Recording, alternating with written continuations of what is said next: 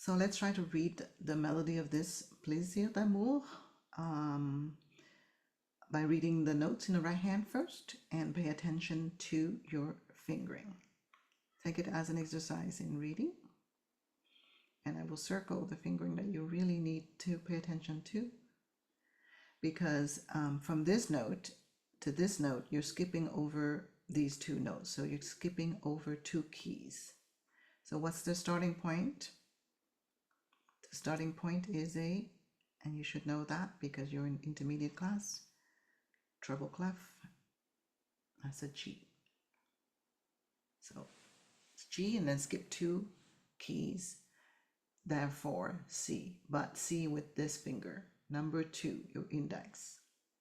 After that, it's easy. It's just stepping up, right? This is a tie, so we have to count carefully.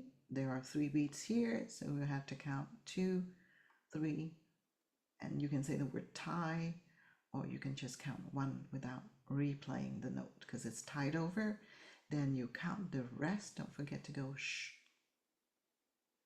And then this is the same note as that one that you've been holding with the same finger. So there's no change there. You're just repeating that note over here.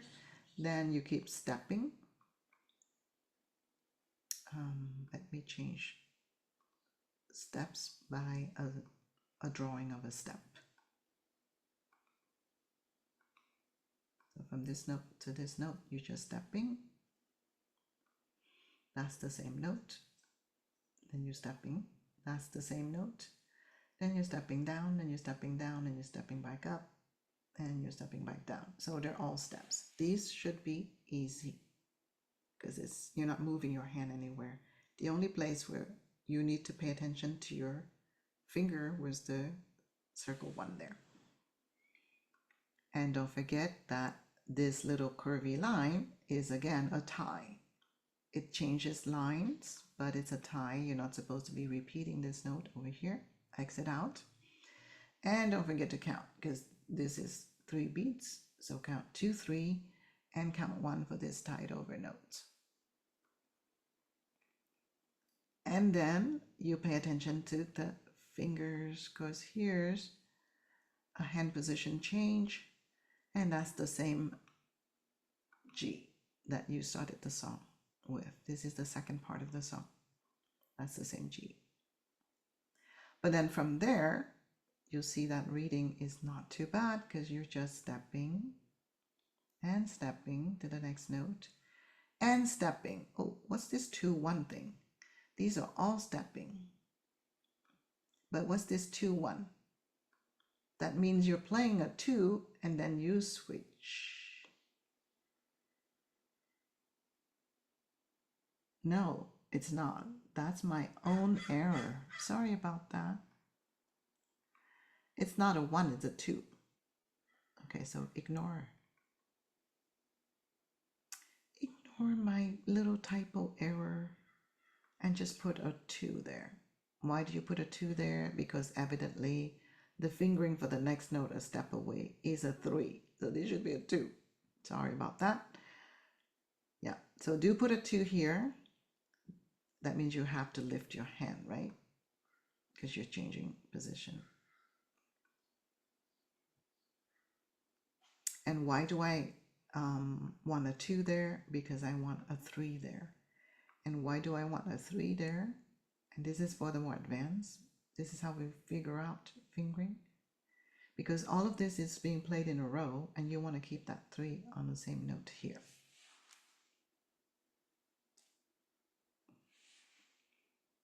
Okay, so this is the more difficult part of the song. Try to figure it out on your own before you watch the next part of the video.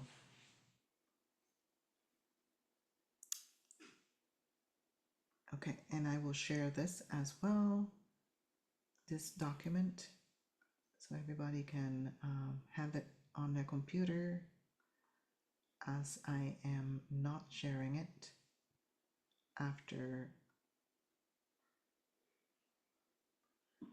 Where's the chat? Here's the chat.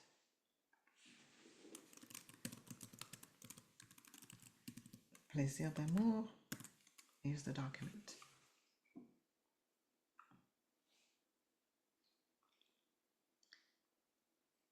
And then we'll talk about the chords.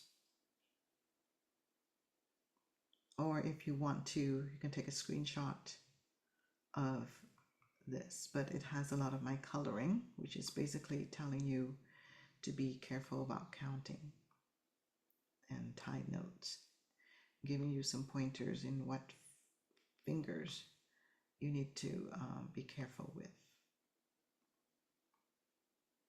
Right, all the countings are in purple.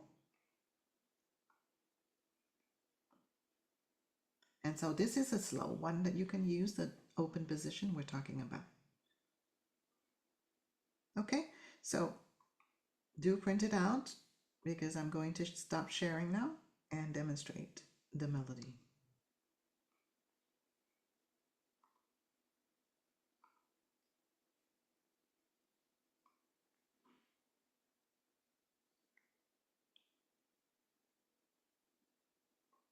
So here is the melody, Plaisir d'Amour. It starts with thumb on G and 2 on C. Okay. Plaisir, 2, 3. 1, 2, 3. 4, 2, 3. Tied, rest. So far so good. Just a big stretch here, and then you just have 3 steps. Plaisir, 2, 3. 1, 2, 3. 1, 2, 3. Tied, rest. And then a whole bunch of steps. E, F, 2. F, E, D, E, D. The second part again, it's E, F, E with the number 4. E, F, 2. Repeat F. F, B, D, E, D. 2, 3. Tied. 2. Rest. Okay, one more time from the beginning.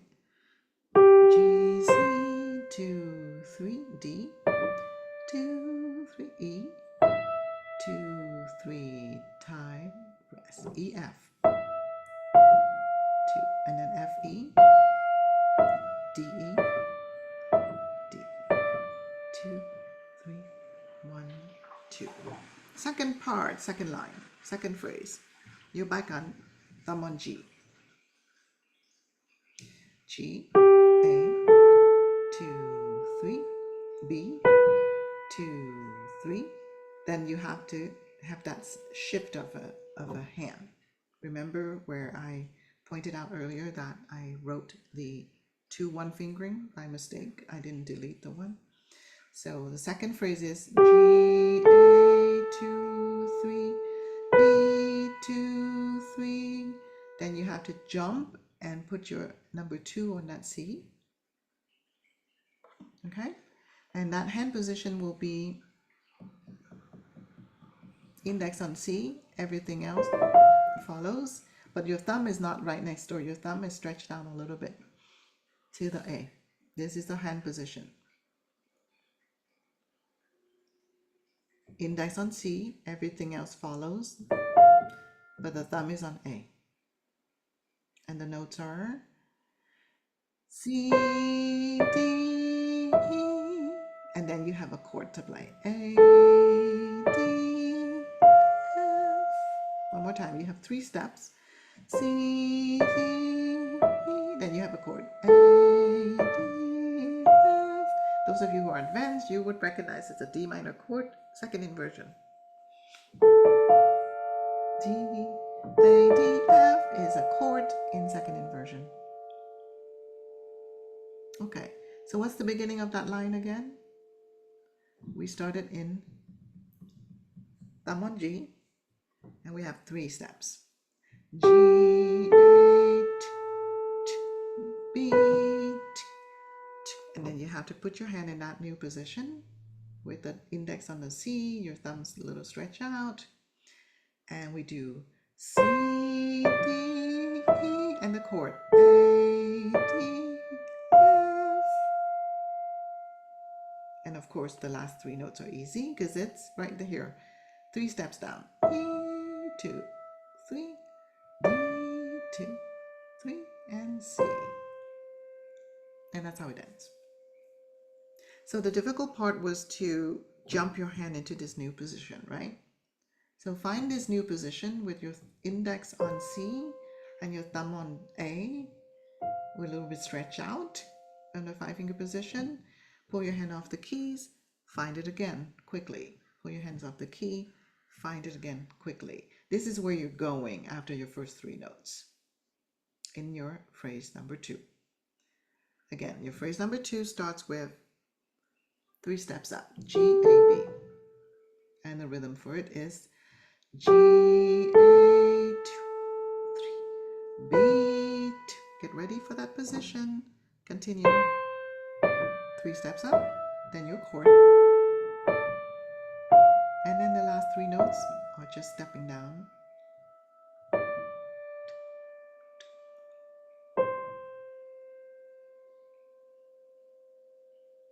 And then again, how does your second phrase begin? 3 steps, right? After those 3 steps, where's your hand? In this position with the index on C. So before I even play, I practice physically what am I going to do. I'm going to have these 3 fingers here on the G, A, B. Then I'm going to move my hand position into thumb on A and the rest on C, D, E, F. So learn how to move between these 2 positions, because that's where your hand needs to be quickly. Then you can play the notes and hum along, because it will help you find the notes. Here we go.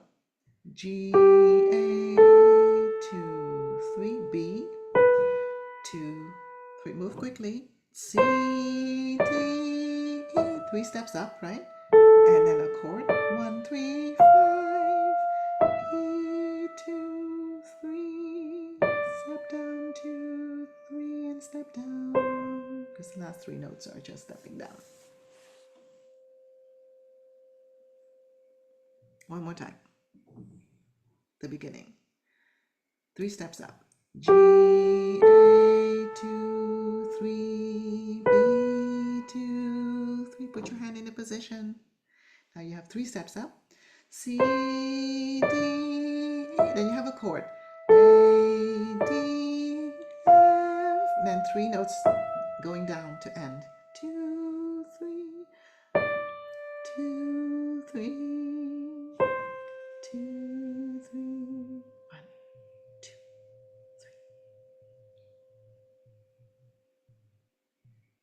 3. So I know it's hard when you don't have the printed out paper in front of you, this song here. But basically, ignore my little typo here. We had 3 steps up, and then we have to move our hand position quickly here. Put our fingers 2 here on a C.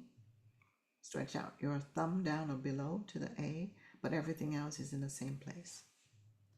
And then I mentioned just you have 3 steps up from here, C, D, E, and then you do a chord, because that is a chord in inversion. This is how technique comes along, because you immediately find that chord, and the chord is D minor, basically.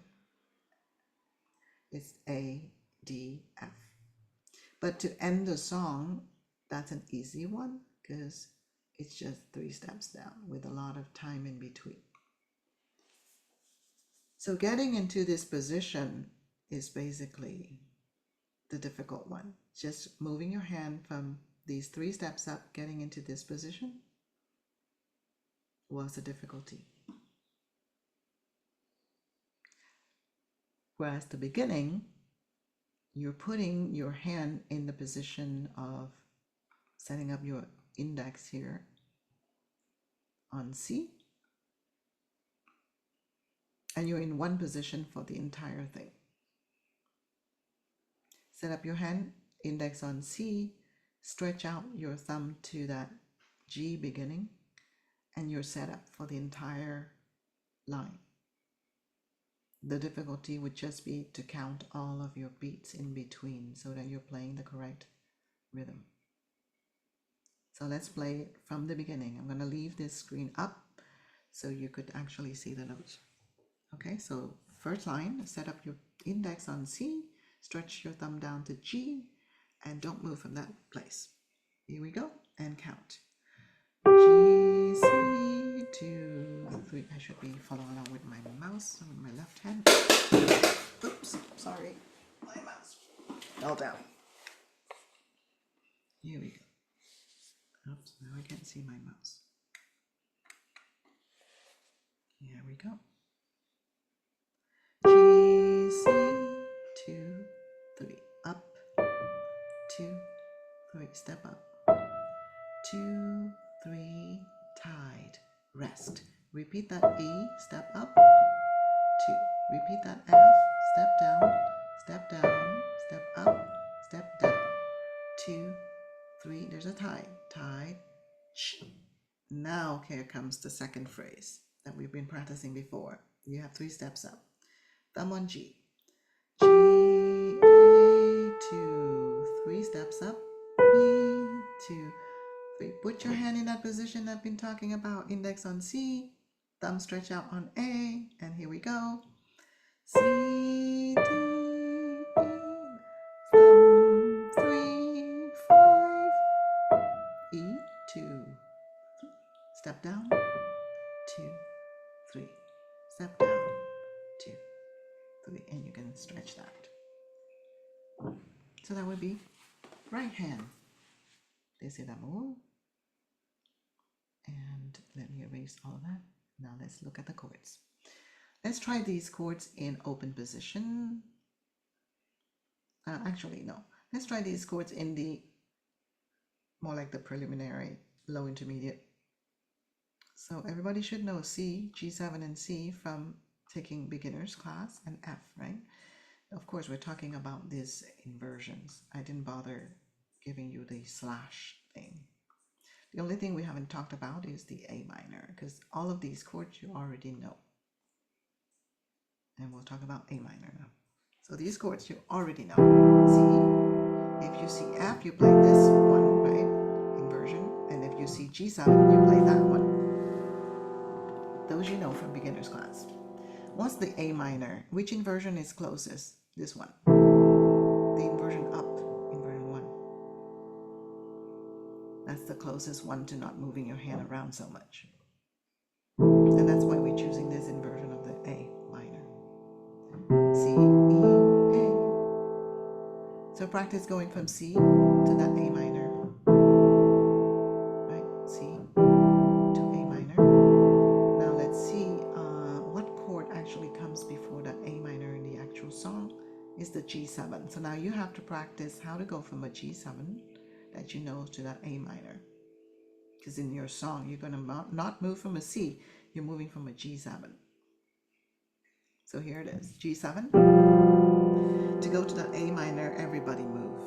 There's no common key. So do you remember where A minor is?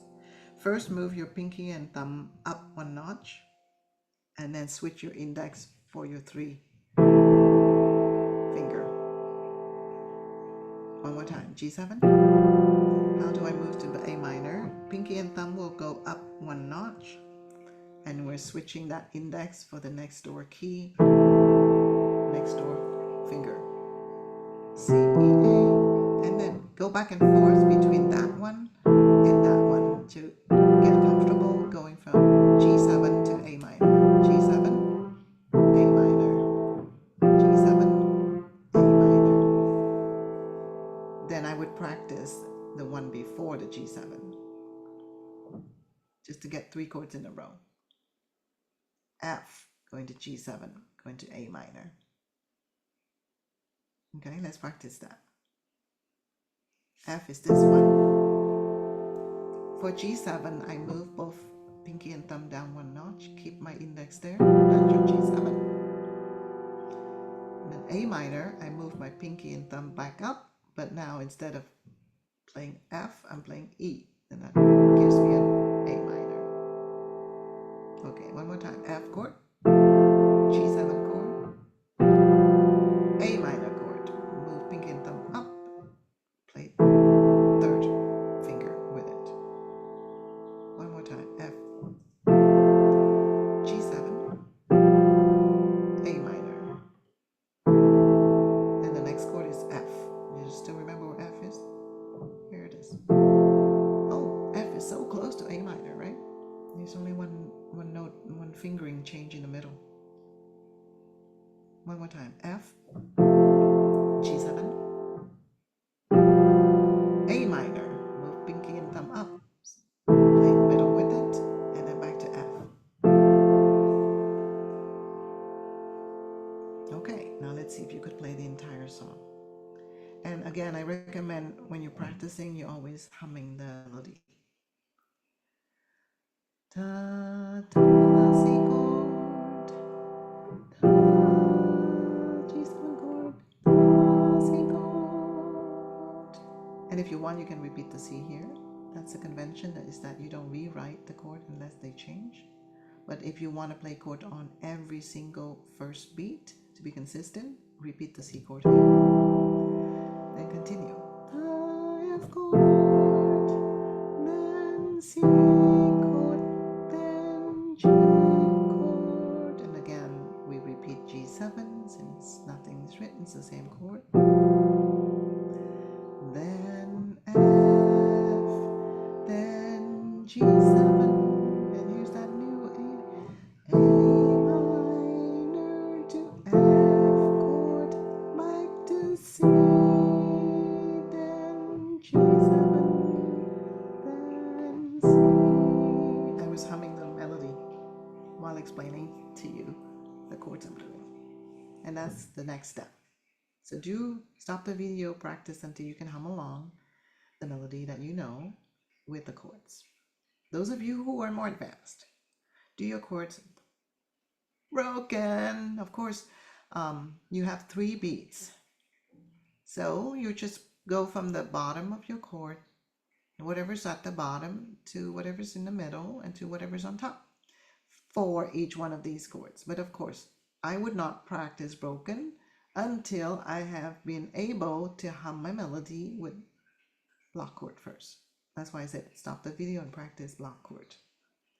But when you're ready to continue with the broken chord, here it is. This C chord, G7, G7 chord, back to C, C chord, and I repeat that C chord. Then F chord, then C chord, then G7, and one more G7.